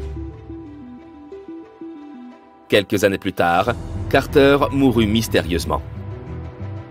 Et certains de ses assistants perdirent leur maison dans des inondations, tout comme l'une des formules le promettait. Certaines personnes croient qu'il s'agit de simples coïncidences, car il n'y a aucune preuve du lien entre ces différents événements. Et toi, qu'est-ce que tu en penses? Était-ce un bon piège après tout? As-tu déjà entendu parler de Göbekli Tepe? C'est un site ancien en Turquie qui a littéralement fait réécrire les livres d'histoire par les historiens. Il y a plus de 11 000 ans, un groupe d'hommes préhistoriques a créé ce chef-d'œuvre énigmatique qui serait même plus ancien que Stonehenge. Avant sa découverte, les archéologues croyaient que les gens ne connaissaient pas encore le fer et n'étaient pas bien doués pour faire de la poterie. Ils étaient convaincus que la vie sédentaire n'avait émergé qu'avec le besoin d'agriculture. Mais Göbekli Tepe a déjoué cette croyance. Ce lieu a révélé que c'était le temple qui avait ouvert la voie à une vie sédentaire, et non pas un mode de vie agraire. Jusqu'à cette découverte, les chercheurs pensaient que c'était l'agriculture qui avait été le catalyseur de la vie sédentaire. Voici le professeur Schmidt, l'homme dont les découvertes ont bouleversé cette théorie. Il a réussi à prouver que des communautés de chasseurs-cueilleurs avaient posé les toutes premières fondations de ce mode de vie. Retour dans les années 60, d'autres archéologues ont visité la région, mais ils ont totalement manqué le coche. En arpentant la région, ils sont tombés sur une colline, où étaient dispersées quelques dalles de calcaire, et en ont conclu qu'il s'agissait simplement d'un ancien cimetière datant du Moyen-Âge. Ils étaient à loin de se douter qu'il y avait tant à découvrir. En 1994, Schmidt s'est lancé dans sa propre enquête sur les sites préhistoriques de la région. Et surprise, il a immédiatement réalisé qu'il avait découvert quelque chose d'extraordinairement unique. Contrairement aux plateaux plats et stériles voisins, Göbekli Tepe présentait un sommet doucement arrondi, s'élevant à 15 mètres au-dessus du paysage environnant. De façon plutôt comique, la traduction du nom de cet endroit est « la colline Ventru ». Schmidt était sûr que seuls des humains auraient pu créer une chose pareille. Ces morceaux de calcaire brisés qui étaient pris à tort pour des pierres tombales se sont avérés être bien plus passionnants. C'était comme tomber sur un trésor caché. Les fragments ont pris un tout nouveau sens, et Schmidt, avec son équipe, se sont apprêtés à plonger dans les secrets cachés sous la surface. À leur grande surprise, ils n'ont trouvé aucune trace d'habitation. Pas de foyer pour cuisiner, pas de maison, et aucun de ces adorables bibelots d'argile communément trouvés dans des sites voisins du même âge. Cependant, ils ont découvert que ces peuples anciens employaient déjà des outils, comme des marteaux en pierre. Schmidt et son équipe ont donc réfléchi ensemble et se sont livrés à une estimation audacieuse de l'âge des structures en pierre de Göbekli Tepe.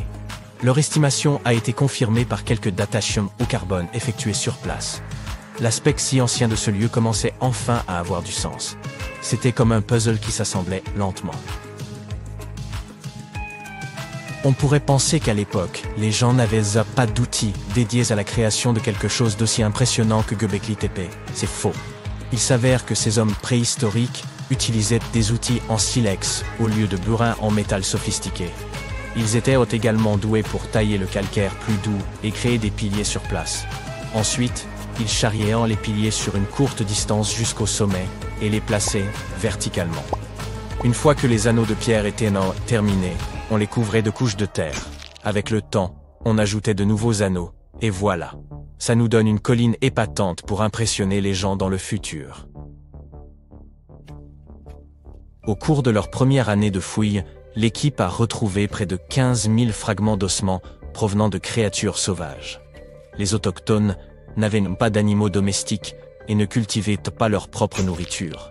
Ils chassaient des bêtes sauvages pour leur repas. Mais les choses étaient sur le point de changer, car l'endroit présentait tout ce dont ils avaient besoin pour commencer à se livrer à l'agriculture.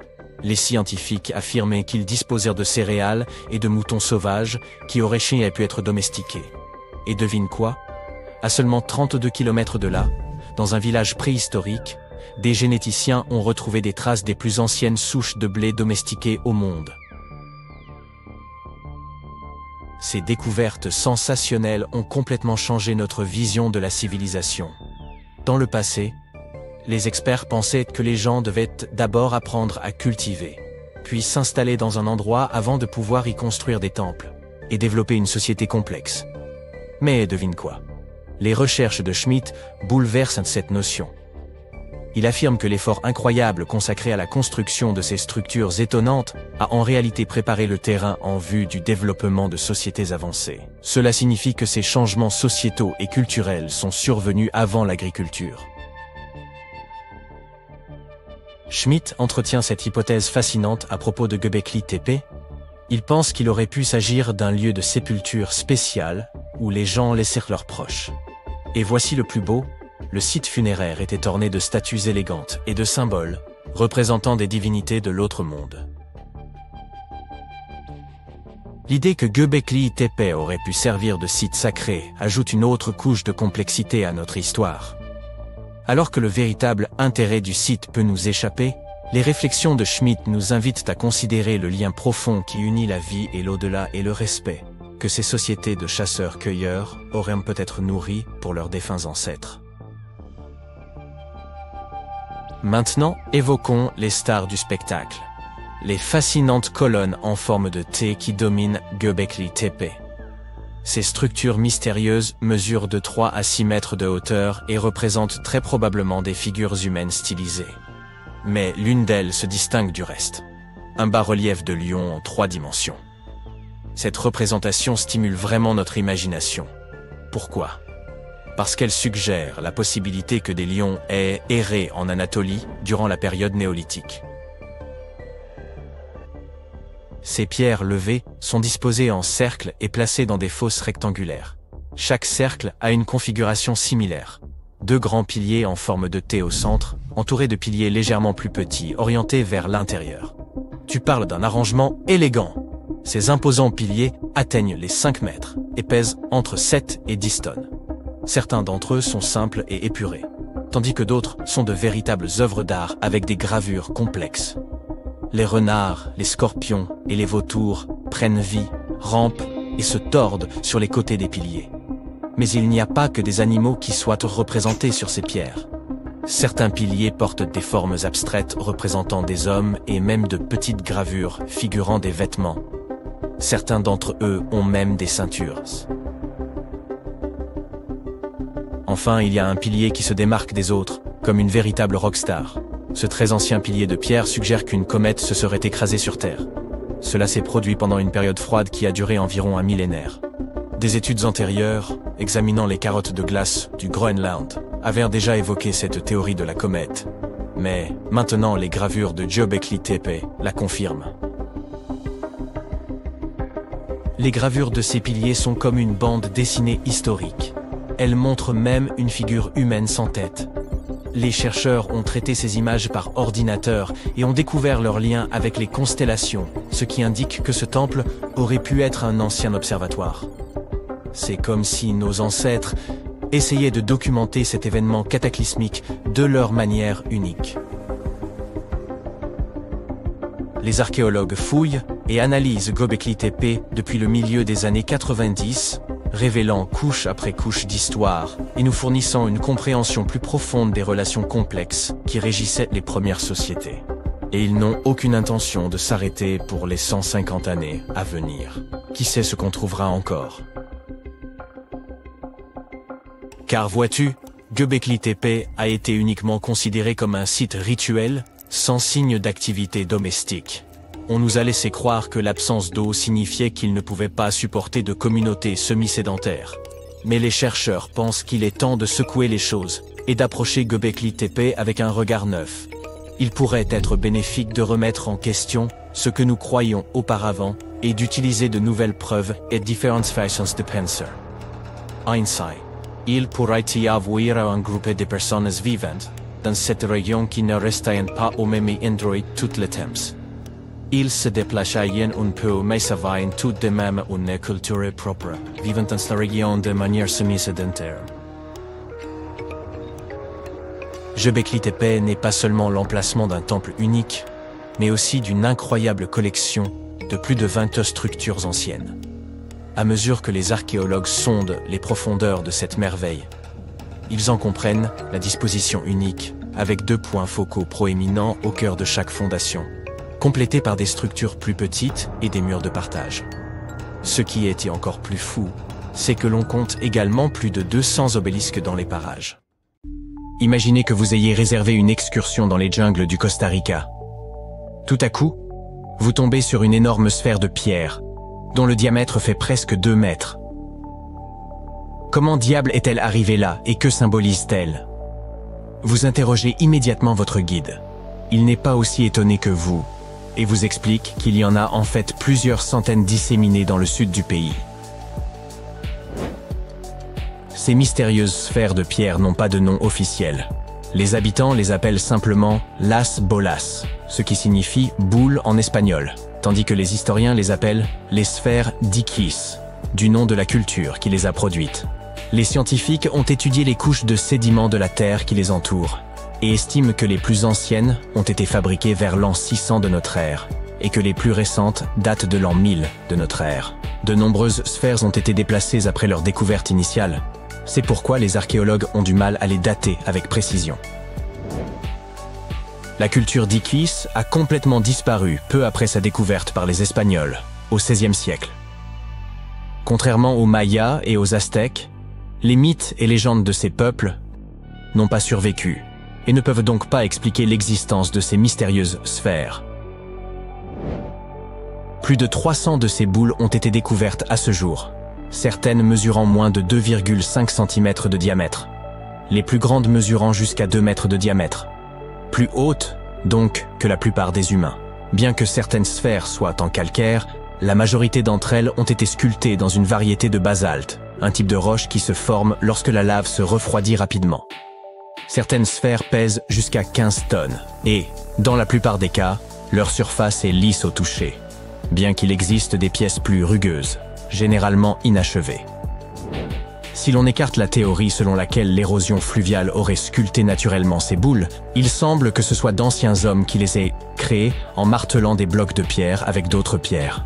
Une fois la forme approximative obtenue, ils polissaient la roche jusqu'à la perfection en utilisant des techniques telles que la fracture contrôlée et le meulage. Ces mystérieuses sphères se trouvent dans le delta du Dikis, sur la côte de l'océan Pacifique. La plupart d'entre elles ont été découvertes dans un lieu appelé Fermsis, qui, avec 3 autres sites, a été proclamé site du patrimoine mondial de l'UNESCO en 2014. La zone contient d'autres découvertes de l'époque précolombienne, telles que des espaces pavés, des sites funéraires et des monticules.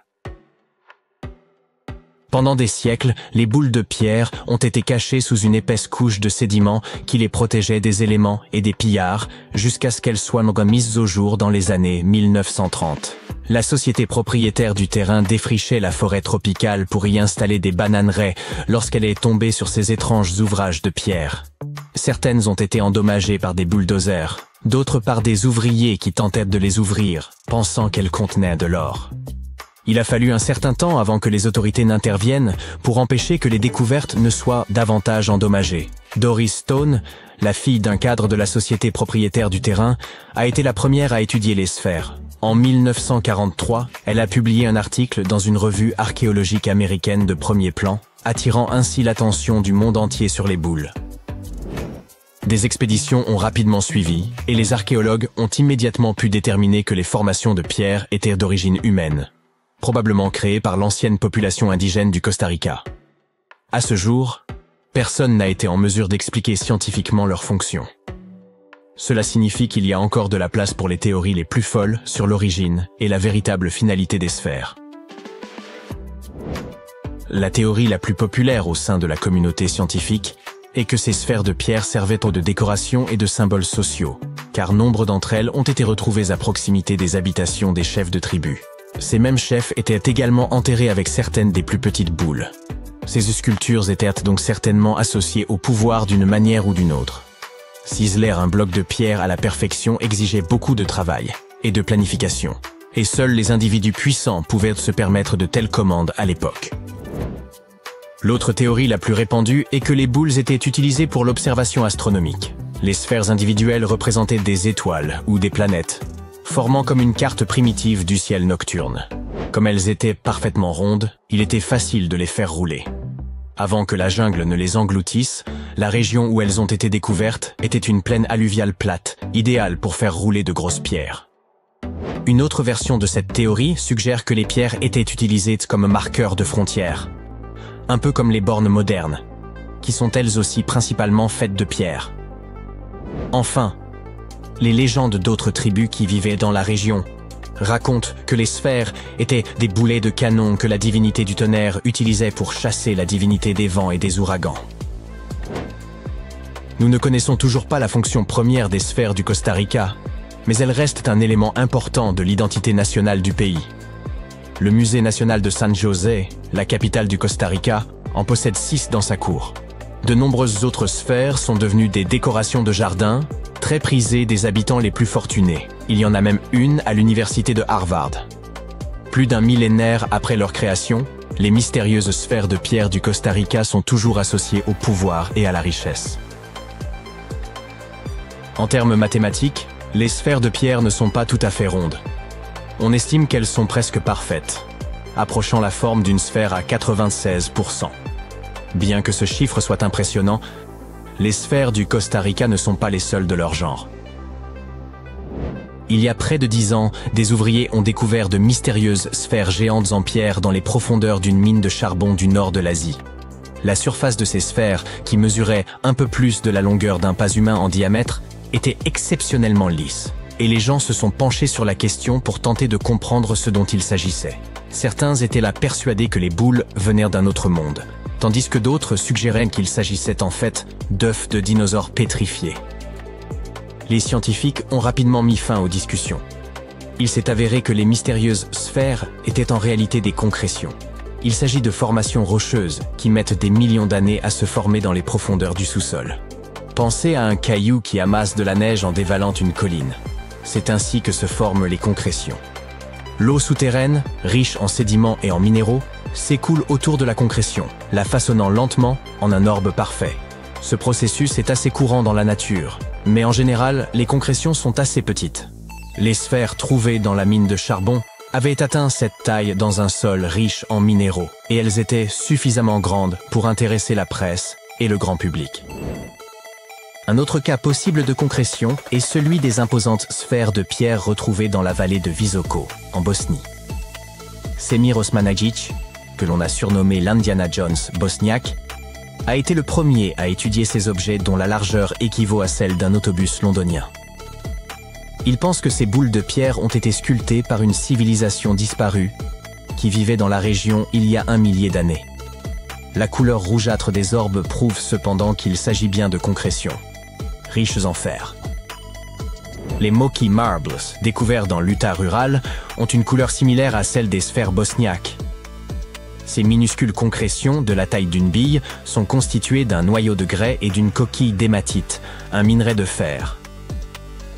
En Afrique du Sud, des mineurs ont découvert les sphères de Klerksdorp, dont la forme et la taille sont similaires à celles des Moki Marbles. La seule différence est que celles-ci se sont formées à l'intérieur de sédiments et de cendres volcaniques. Parmi les petites sphères créées par l'homme, les plus intrigantes sont probablement celles que l'on trouve sur certaines îles grecques. Des scientifiques ont découvert 700 pierres plus petites que des balles de golf près du site de l'âge du bronze d'Acrotiri, sur l'île de Santorin. Ils pensent que ces objets ont entre 3600 et 4500 ans. En comparant toutes les variations de taille et de couleur de ces pierres énigmatiques, les archéologues ont conclu qu'elles auraient pu faire partie du plus ancien jeu de société jamais fabriqué. Avec l'aide de l'intelligence artificielle, les scientifiques tentent aujourd'hui de comprendre les règles de ce jeu.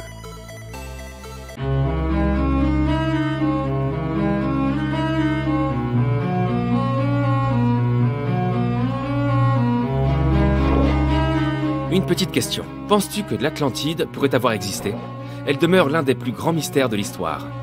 Sa légende a commencé avec Platon, il y a très longtemps en Grèce ancienne. Le récit d'une civilisation qui aurait vu le jour et aurait prospéré avant la nôtre. L'Atlantide était, selon le mythe, une société très avancée sur le plan technologique, un peu comme celle des Mayas. Mais, ainsi que le raconte la légende, c'est à cause de la cupidité de ses habitants qu'elle aurait été détruite, ses villes disparaissant, submergées par un immense déluge. Diverses théories ont été avancées au sujet de l'emplacement géographique de cette île mythique. Certains disent qu'elle se trouvait dans la Méditerranée, d'autres qu'elle est située sous le triangle des Bermudes. Mais comme la science nous le suggère, l'Atlantide n'est sans doute qu'une allégorie de l'humanité. Aujourd'hui, tu vas découvrir plusieurs villes sous-marines étonnantes dont tu n'as jamais entendu parler. Elles ont bel et bien existé et ne sont pas de simples légendes. Nous allons tout d'abord faire une excursion dans la cité engloutie de Baïa, sur la côte italienne. Connue comme une sorte de Las Vegas de l'Empire romain, Baïa était un lieu de villégiature. L'élite romaine se rendait pour se divertir dans cette sorte de spa en plein air qu'était Baïa. Tu peux visiter la ville submergée accompagnée de professionnels de plongée sous-marine et observer de très près cette magnifique sculpture romaine parfaitement conservée, une véritable merveille subaquatique. Tu peux aussi apercevoir des temples et des bâtiments effondrés à bord d'un bateau à fond vitré. Voici un musée tout recouvert de mousse, le nymphée de l'empereur Claude. À ta gauche, tu apercevras une collection de statues grecques classiques. En descendant la Via Herculeana, tu arriveras à la Villa Protiro. Les villas sont des maisons de style italien, et ici tu pourras admirer leur sol en marbre d'origine. Leurs motifs noirs et blancs aux formes étonnantes. Ensuite, tu arriveras à Portus Julius, avec ses murs effondrés visibles au fond de la mer. Tu verras des colonnes et des sols en calcaire bien conservés. Tu pourras aussi contempler les ruines et les thermes de Lacus. Leurs mosaïques multicolores sont vraiment exceptionnelles. Si tu t'approches suffisamment, tu pourras voir des fragments de pierre orange, bleu et vert. À la Villa Pilla dei Pisoni, tu découvriras 25 piliers romains bien conservés. Les arches et les fresques non loin sont impressionnantes, tout comme l'ampleur de ce trésor abrité par les eaux. La ville était située sur un sol volcanique. Il y avait donc des sources d'eau chaude à volonté. Les gens s'y rendaient pour se détendre, mais pas n'importe qui. Parmi ceux qui fréquentaient cet endroit figurent certains des plus grands empereurs et personnalités de l'époque. Ceux dont on nous parle à l'école, Néron, Cicéron, César. Mais vers le 8e siècle, la ville luxuriante a été mise à sac, puis abandonnée. Lentement, le niveau de la mer est monté, et la cité a peu à peu été engloutie. Tu passes tes vacances d'été au large de la côte grecque, à 4 heures d'Athènes, dans la péninsule du Péloponnèse, à Pavlopétrie plus précisément. Tu as apporté ton tuba pour aller faire de la plongée par une magnifique journée ensoleillée. Au bout d'un certain temps sous l'eau, tu commences à remarquer des motifs au fond de la mer. À 4 mètres sous la surface, les contours d'objets familiers t'apparaissent les uns après les autres.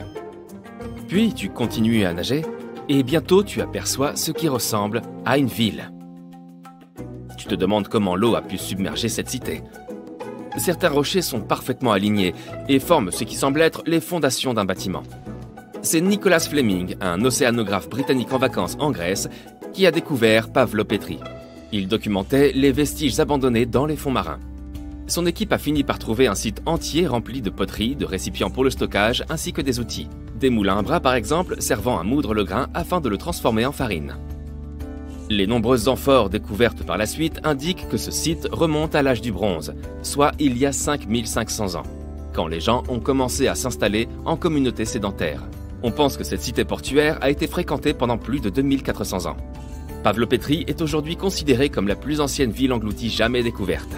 Et c'est d'autant plus impressionnant de constater qu'il ne s'agissait pas d'un simple village, c'était une véritable ville, avec des bâtiments en pierre, un marché, des rues et même des places. Continuons notre exploration à la découverte d'autres villes sous-marines. Tu plonges au large de l'archipel des Ryukyu. Les eaux du Pacifique sont loin d'être calmes. Un fort courant t'entraîne dans les profondeurs de la mer. Soudain, tu aperçois une énorme structure éclairée par le soleil qui traverse jusqu'au fond des eaux. Au début, cela ressemble aux ruines de Machu Picchu, situées sur l'autre côté du globe, au Pérou. En t'approchant, tu découvres lentement ses formes. Une structure en forme de pyramide, des arches, des escaliers. Quelque chose qui aurait pu être un palais ou un château. Tout cela pourrait être le signe d'une activité humaine ancienne. Ce site est aujourd'hui connu sous le nom de structure sous-marine de Yonaguni, mais on l'appelle également l'Atlantide du Japon. Le monument entier fait environ la taille de 5 terrains de football, et sa hauteur est celle d'un bâtiment de 5 étages. Sa caractéristique la plus surprenante, ces vastes terrasses faites pour accueillir de grands rassemblements.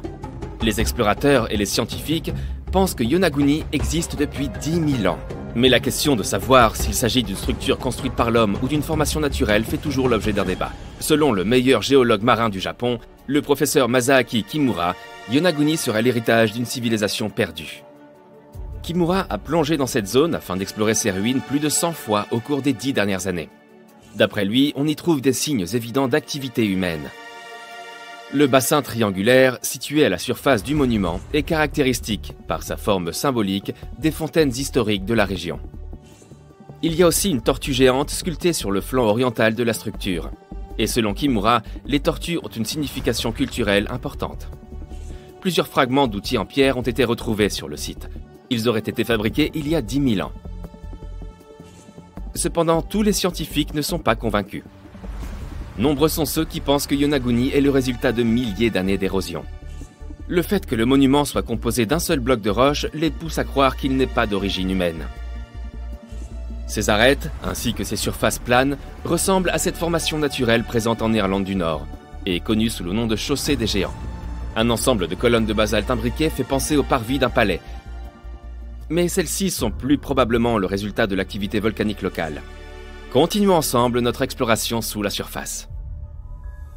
La prochaine étape de notre voyage est l'une des villes sous-marines les plus célèbres au monde, et aujourd'hui transformée en parc archéologique. La ville de Port-Royal en Jamaïque n'existe plus que sous la surface. Mais en 1692, c'était l'une des cités les plus riches de l'hémisphère occidental. Port-Royal était alors un centre important de l'Empire britannique. Son activité commerciale attirait des voyageurs provenant des 4 coins du monde. C'était aussi le foyer des véritables pirates des Caraïbes. Mais au matin du 7 juin 1692, le sort des habitants de Port-Royal a pris une tournure absolument inattendue. Les tavernes et les restaurants, toujours débordants de vie, se sont mis à trembler. La population s'est réveillée au milieu d'un immense séisme dont la magnitude est estimée aujourd'hui à 7,5 sur l'échelle de Richter. Un des survivants a dit avoir vu la terre s'ouvrir et engloutir toute la ville.